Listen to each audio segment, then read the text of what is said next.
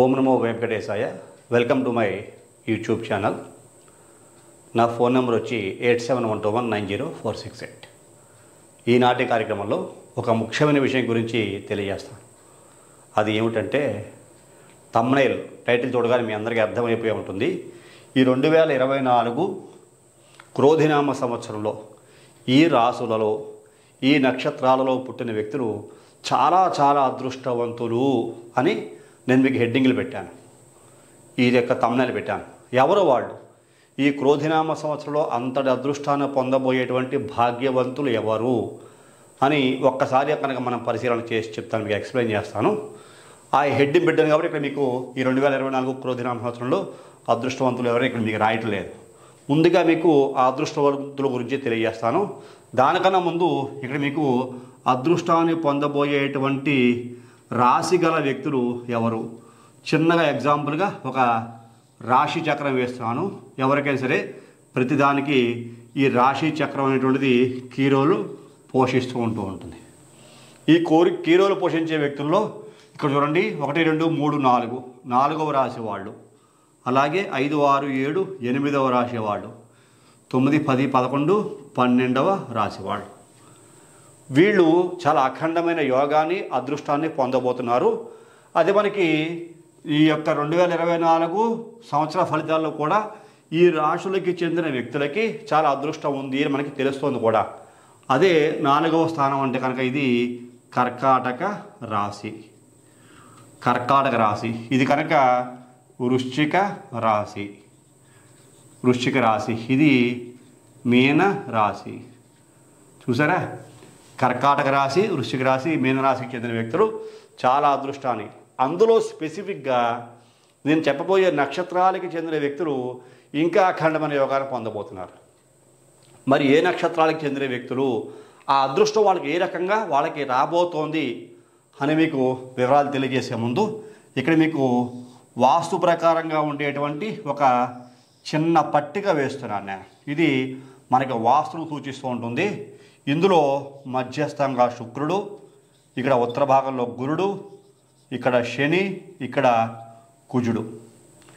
ఇది మనకి ఈస్టు, ఇదేమో సౌతు, ఇదేమో వెస్టు, ఇది నార్త్. ఈ రకంగా ఉంది. ఈ 4 గ్రహాలని మెయిన్గా తీసుకుందాం. అందులో ఈ క్రోధినామ సంవత్సరానికి అధిపతి రాజు 2024 క్రోధి సంవత్సరానికి రాజు కనుక చూసుకుంటే కుజుడై ఉన్నాడు. కుజుడు. అలాగే మంత్రి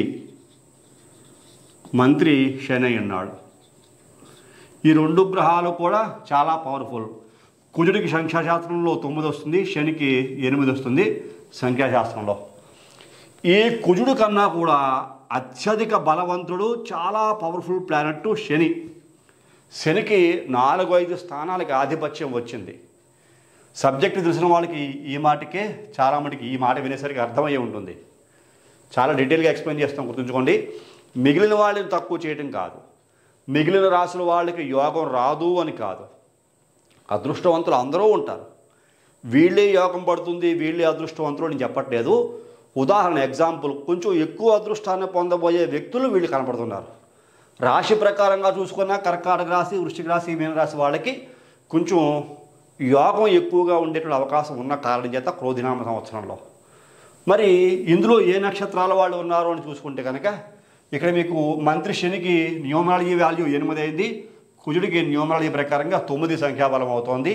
ఇక్కడ మీకు అన్ని విషయాలు వస్తాయి. ఆస్ట్రాలజీ వస్తుంది, న్యూమరాలజీ వస్తుంది, వాస్తు వస్తుంది, జ్యోతిష్ శాస్త్రం అన్నీ దీంట్లో ఇంక్లూడ్ అయి ఉంటాయి. మరి ఏమిటి దీనికి రిజల్ట్ ఎలా వస్తుంది చూసుకుంటే కర్కాటక రాశి పుష్యమి నక్షత్రం. పుష్యమి నక్షత్రం, ఈ పుష్యమి నక్షత్రం కర్కాటక రాశిలో ఉంటుంది. ఇది 8వ నక్షత్రం. నక్షత్రం కూడా 8వది. అంటే చూడండి, అశ్వని, భరణి, కృత్తిక, రోహిణి, మృగశిర, ఆరుద్ర, పునరాసు, పుష్యమి. 8వ నక్షత్రం పుష్యమి నక్షత్రం అయ్యింది. ఈ 8వ సంఖ్యకు కూడా న్యూమరాలజీలో శని ఆధిపత్యం. నక్షత్రానికి సంఖ్యకి కూడా శని ఆధిపత్యం. ఇది న్యూమరాలజీ ప్రకారంగా. జ్యోతిష్ శాస్త్రం ప్రకారంగా పుష్యమి నక్షత్రానికి అధిపతి శని, న్యూమరాలజీ ప్రకారంగా నక్షత్రం 8వ నక్షత్రం అయిన కారణం చేత 8వ నక్షత్రానికి సంఖ్య కూడా అధిపతి శని. ఇక్కడ మీకు సంవత్సరం మంత్రి ఇంకా 3 ముఖ్యమైన స్థానాలకు అధిపతి కూడా శని. అందుకని ఎక్కువ పవర్స్ ఈ శనికి ఉన్నాయని నేను తెలియజేస్తున్నాను. తర్వాత నక్షత్రం ఇది ఫస్ట్. తర్వాత రెండవ రాశి ఎవరు, రెండవ నక్షత్రం ఏమిటి? ఇక్కడ పుష్యమి. తదుపరి అనురాధ. అనురాధ దీనికి చూసుకుంటే 17వ నక్షత్రం. దీనికి కూడా నక్షత్రానికి మరలా రాశికి కూడా చూసుకుంటే రాశికి అధిపతి అయితే కుజుడు అవుతాడు. దీనికి రాశికి అధిపతి అయితే పుష్యమి నక్షత్రం కర్కాటక రాశి చంద్రుడు అవుతాడు. అనురాధ నక్షత్రం చూసుకుంటే వృశ్చిక రాశి కుజుడు అవుతాడు. తర్వాత అనురాధ నక్షత్రానికి అధిపతి శని 17వ నక్షత్రం అయింది. ఈ 17 నక్షత్రం అంటే మళ్ళీ అగైన్ 1 + 7 = 8 అవుతుంది. సంఖ్యాబలం కూడా శని 17వ సంఖ్యకి న్యూమరాలజీలో అధిపతి శని. ఇక్కడ జ్యోతిశాస్త్రంలో నక్షత్రానికి అధిపతి శని. తర్వాత 3వ రాశి ఇక్కడ ఉత్తరాభాద్ర. ఉత్తరాభాద్ర మనం ఈ రకంగా తీసుకుంటాం. ఇది 26వ నక్షత్రం. దీనికి కూడా అధిపతి శని. 26 1 + 7 = 8 అయింది. 2 + 6 = 8 అయింది.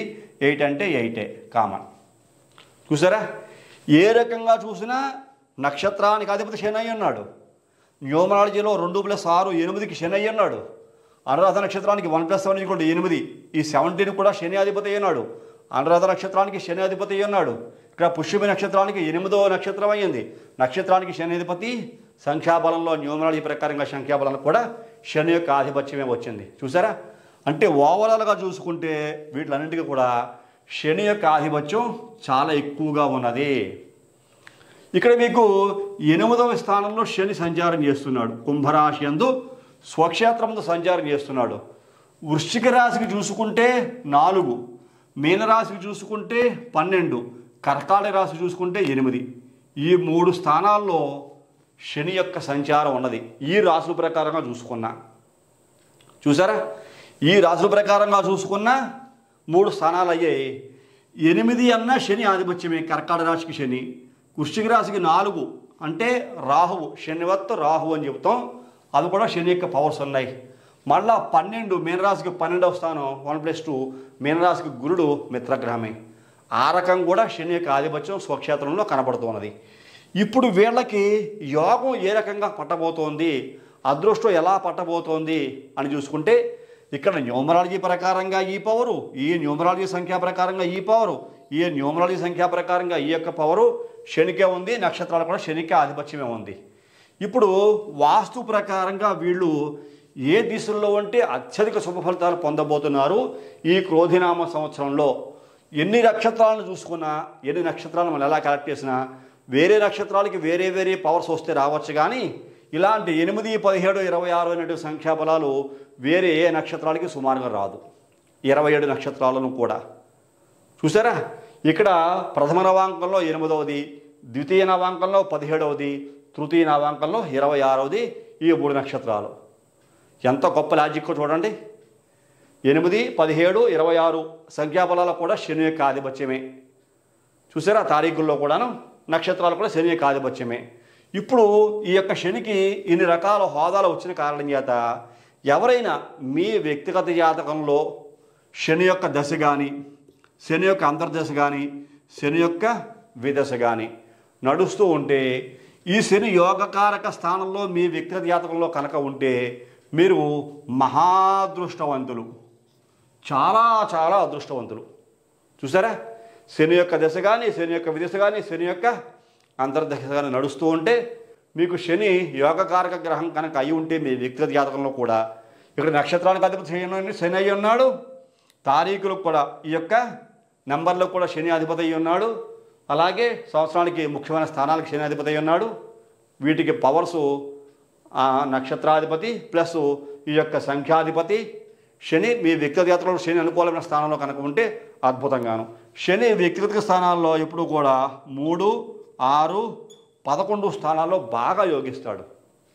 మీరు ఇలా పుట్టారు, పుష్యమి నక్షత్రంలో పుట్టారు అనుకుందాం, కర్కాటక రాశిలో పుట్టారు. ఇక్కడ మీకు శని ఉన్నాడు అనుకోండి, ఇది మీకు 3వ స్థానం అయింది కర్కాటక రాశికి. చాలా చాలా యోగం, అద్భుతమైన యోగం. చూసారా, ఇది శనికి మిత్రక్షేత్ర స్థితి, చాలా అనుకూలించే గ్రహస్థితి. ఇదే కర్కాటక రాశికి 6వ స్థానం, 4, 5, 6 ఇక్కడ శని ఉన్నాడు. మీరు పుట్టినప్పుడు మీ యొక్క వ్యక్తిగత జాతకంలోనూ ఇది 6వ స్థానం, శని ఉన్న స్థానం. ఇది కూడా మిత్రక్షేత్ర స్థితే కర్కాటక రాశి వాళ్ళకి. అంటే శనికి బుధుడు మిత్రుడే, గురుడు మిత్రుడే. ఈ కర్కాటక రాశికి 6వ స్థానం ధనుస్సు రాశి అయింది. మీరు పుట్టినప్పుడు మీ వ్యక్తిగత జాతకంలో మీరు పుష్యమి నక్షత్రంలో కనుక పుట్టి ఉంటే, మీరు పుట్టినప్పుడు 6వ ఇంట ధనుస్సు రాశిలో శని ఉన్నాడు. సప్తమ అష్టమాధిపతి అయిన శని 6వ ఇంట ధనుస్సు రాశిలో, గురుడు ఇంట్లో మిత్రక్షేత్రంలో ఉన్న కారణం చేత ఇది యోగమే, ఎట్టి బస్సులను మైనస్ పాయింట్ కాదు. అందులో ఇక 6వ స్థానంలో శని యోగిస్తాడు కదా, గురుడు కూడా మిత్రగ్రహమే. ఇలా 3వ స్థానం చూసుకున్న బుధుడి ఇల్లు కూడా 3వ స్థానంలో యోగిస్తాడు, బుధుడు కూడా మిత్రగ్రహమే. మరి తర్వాత 11వ స్థానం చూసుకోవాలి. 11వ స్థానం ఏది? ఇది మీకు శుక్రుడు యొక్క ఇల్లు. ఇక్కడ శని ఉన్నాడు అనుకోండి, ఇది 11వ స్థానం కర్కాటక రాశి వారికి, ఇది శుక్రుని యొక్క ఇల్లు. శుక్రుడు కూడా మిత్రగ్రహమే. చూసారా శనికి వల్ల ఎన్ని లాభాలు పొందుతున్నారో ఈ సంవత్సరము. మీ వ్యక్తిగత జాతకంలో ఇలా ఉంటే, మీ కర్కాటక రాశిలో పుట్టిన వ్యక్తులకి శని ఈ స్థానంలో, శని ధనుసు రాశిలో, శని లాభస్థానంలో ఈ యొక్క వృషభ రాశిలో కనుక ఉంటే ఎంతకంటే అదృష్టవంతులు. వీళ్ళకి యోగం అనేటువంటిది మోర్ దాన్ 80% వచ్చేస్తోంది ఇక్కడ. చూసారా 80%. రిమైనింగ్ వాస్తుని బట్టి కూడా ఉంటుంది. అది కూడా మీకు తెలియజేస్తాను. ఫర్ ఎగ్జాంపుల్, ఈ పుష్యమి నక్షత్రంలో పుట్టిన వాళ్ళు 8వ నక్షత్రం పుష్యమి నక్షత్రం అయ్యింది. ఈ సంవత్సరం 2024 క్రోధినామ సంవత్సరంలో శనికి ఒక 3-4 స్థానాలకు ఆధిపత్యం వచ్చింది. అత్యంత బలవంతుడయ్యాడు. అందులోకి మంత్రి. అతను చెప్పిందల్లా శాసనం ప్రతి ఒక్కరూ కూడా ఆచరించవలసిందే. కాబట్టి ఈ పుష్యమి నక్షత్రం కర్కాటక రాశిలో మీ వ్యక్తిగత జాతకంలో శని ఇక్కడ ఉన్నా ఇవి మిత్రక్షేత్రాలు అయిన కారణం చేత మీకు శని మహాదశ కానీ, అంతర్దశ కానీ, విదశ కానీ నడుస్తూ ఉన్నా, శని యోగకారక దశ శని మహాదశ 19 ఏళ్ల కాలం మీకు నడుస్తూ ఉన్నా, మీ యొక్క వయసును బట్టి చూసారా, ఈ యొక్క వయసును బట్టి చూసుకుంటే వాళ్ళకి చాలా యోగం, పట్టిందల్లా బంగారం అవుతూ ఉంటుంది.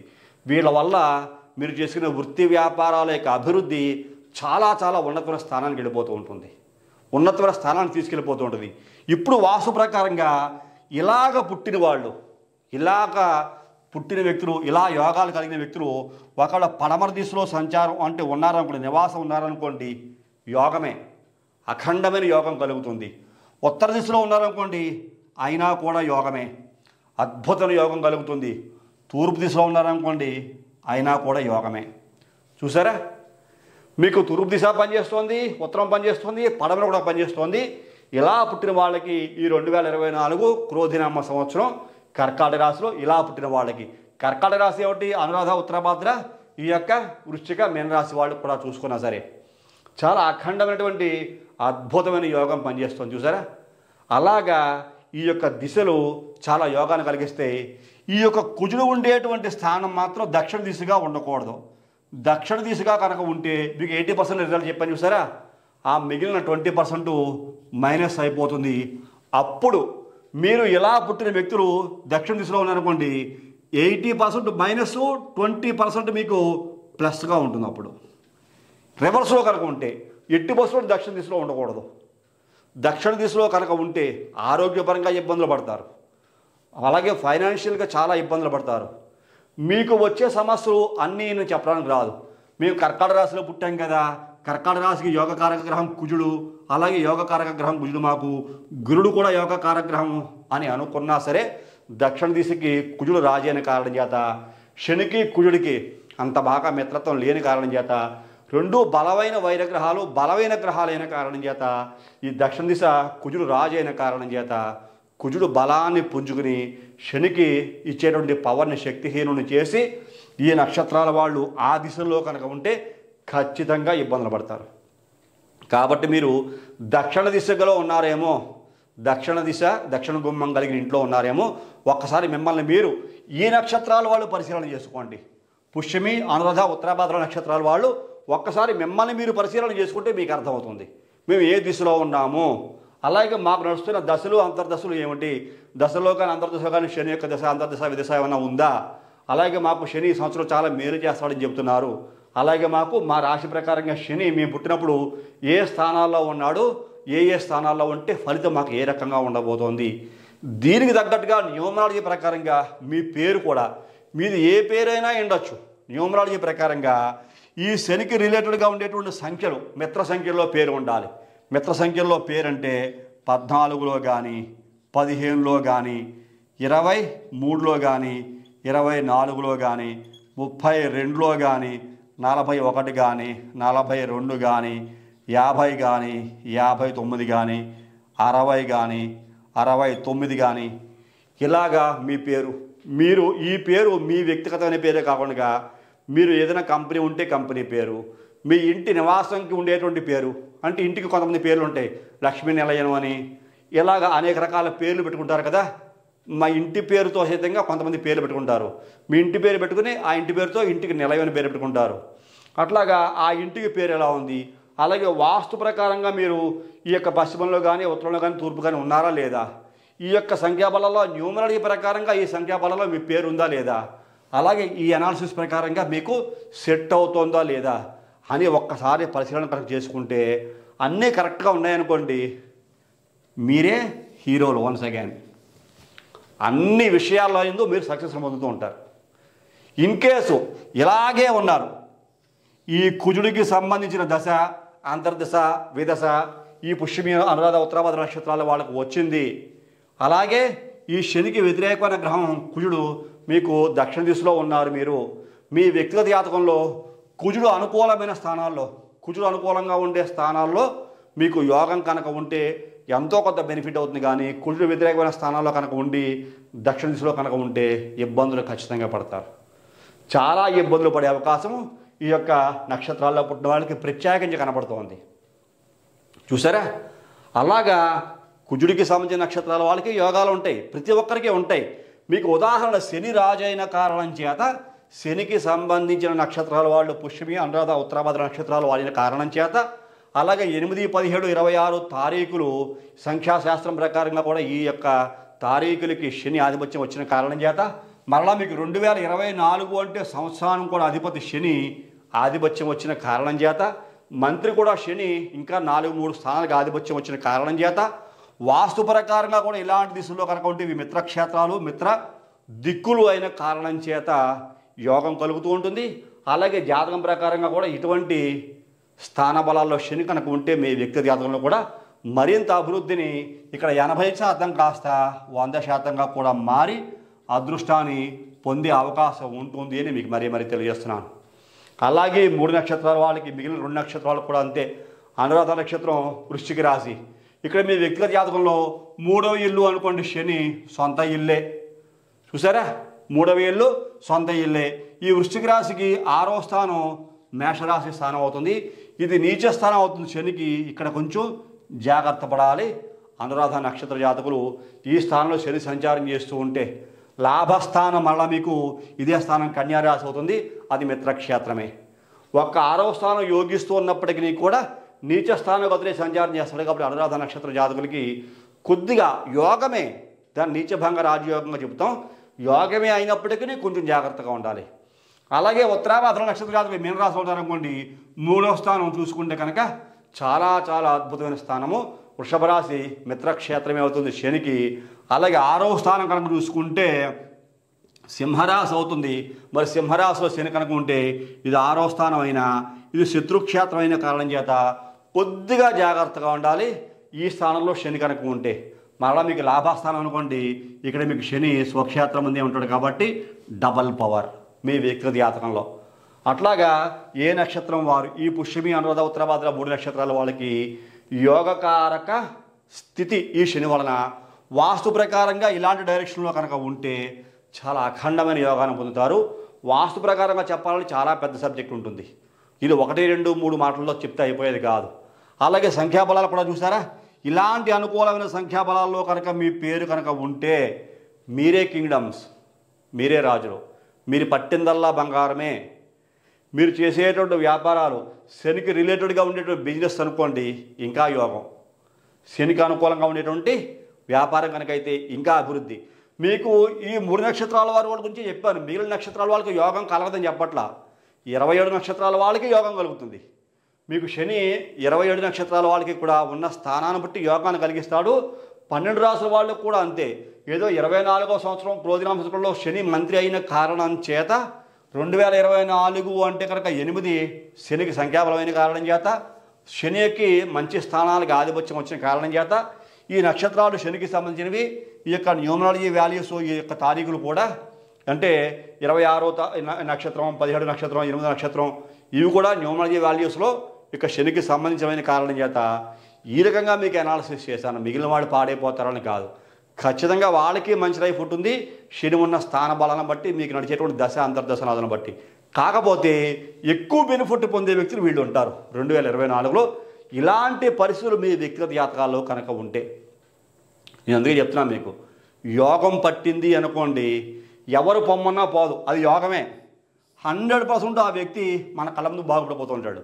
మనం అనుకుంటూ ఉంటాం, కొంతమంది చూస్తూ ఉంటాం, చాలా కాలంగా కటికి నిరుపేదల్లా ఉండి అనేక రకాల కష్టాలు పడుతూ, అనేక రకాల ఇబ్బందులు పడుతూ మన కళ్ళ ముందు 1 ఏడాది 2 ఏళ్లలో అమాంతం ఎదిగిపోయిన వ్యక్తులు ఉంటారు.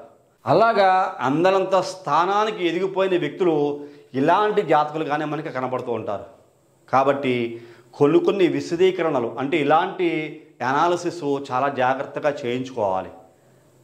ఆస్ట్రాలజర్ అయినా, న్యూమరాలజిస్ట్ అయినా, వాస్తు సిద్ధాంతి అయినా, ఈ 3 సబ్జెక్టులు తెలుసున్న వ్యక్తి ద్వారా మనం మన యొక్క భవిష్యత్తుని ఒకసారి ప్రిడిక్షన్ చేయించుకోగలిగితే, ఈ శాస్త్రాలు పూర్తిగా అతను అనాలిసిస్ చేసే శక్తి కలిగి ఉంటే కనుక ఆ వ్యక్తికి పూర్తి న్యాయం చేయొచ్చు. ఒకవేళ ఇతను దక్షిణ దిశలోనే ఉన్నాడో, దక్షిణ దిశ మారే అవకాశం లేదు, ఇబ్బందులు ఖచ్చితంగా ఎంతో కొంత ఉంటాయి. పూర్తి అనుకూలత లేకపోయినా కొంత కాకపోతే కొంత ఇబ్బందులు ఉంటాయి, ఇబ్బందులు పడక తప్పదు. అందుకని దక్షిణ దిశలో ఉండడానికి చాలామంది భయపడతారు. దిక్పాలకుల్లో దక్షిణ దిశకి యముడి యొక్క ఆధిపత్యం కూడా ఉంటుంది. యముడు దక్షిణ దిక్కుకి అధిపతి, కుజుడు దక్షిణ దిక్కుకి అధిపతి. చూసారా, ఇక్కడ గురుడికి దిక్పాలకుల్లో ఇక్కడ మనకి కుబేరుడు దక్షిణ దిక్కుకి అధిపతి, గురుడు కూడా దక్షిణ దిక్కుకి అధిపతి. అలాగే శనితో పాటు వరుణదేవుడు పశ్చిమ దిక్కుకి శనితో కలిసి అధిపతి. శుక్రుడు తూర్పు దిక్కుతో పాటుగా ఇంద్రుడు కూడా తూర్పు దిక్కుకి అధిపతి దిక్పాలకుల్లో. చూసారా, ఇంద్రుడు శుక్రుడు సమస్తమైన భోగభాగ్యాలు, సిరి సంపదలు.